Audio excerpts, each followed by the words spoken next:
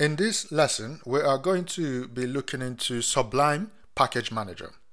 So Package Manager allows us to install some packages in Sublime. So assuming that we have this image here and another image down below, but let's assume that we don't know exactly what image we're going to use. We need to use a placeholder, and Sublime Package Manager helps us achieve that. So if you go into sublime.wbond.net, and on the right side of that page and click on installation, it gives us some code that we can copy over and paste depending on the Sublime text that you've got installed. I've got Sublime Text 3 installed, so I'm going to select this code here and then just simply right click and copy, or Command C or Control C or something. So there's two ways of installing this. We could either use the control and fancy brackets, or we could click on view and then say show console here. Okay, now we can right click over here and paste the code that we copied from WBond website.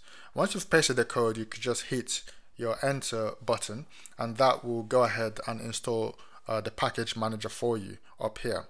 So this console is just showing you that you've installed something basically. So once that is done, we can basically go ahead and hide the console by clicking on view and then clicking on hide console. So now we have package manager installed.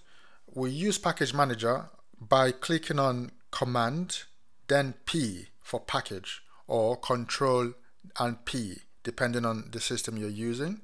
So on my machine, I will click on command and P, and it gives us a whole bunch of information, options to choose from. So you could now type package. You could spell it completely or partially, but either way it will always pick up some installations for you to choose from. So I will choose install package there. Okay, package control install package. So that is basically loading it up for me. So it's giving me a whole bunch of options to choose from, packages to choose from. What we want is fake image. So type fake image up there and you can see that section and click on it. So down below it says successfully installed, okay, the placeholder that we need. So what we can now do is go back to our image element. We could basically, what we're trying to say is we need an image up here. We don't know quite what that image is. So I could delete the image element we have there and type fake img and then tab, and that will basically generate a new image element with more information in there.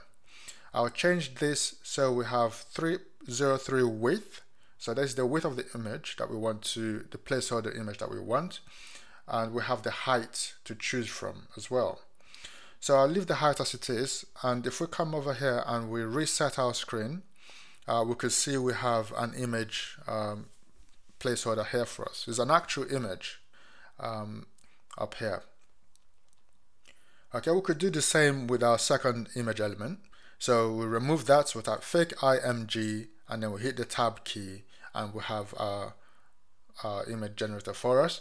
Okay, so we could again change the width, so it's 289, and we could change the height of this, so it's 83. Okay, so if you save this, we come back and that's the image that we need to replace or have a placeholder for, which is this here, which is a live image basically in a browser. So if we reset our page, we should now have two placeholders courtesy of Sublime. So in this lesson we've learned not necessarily how to code HTML and CSS, but just how to use Sublime to achieve something that we need.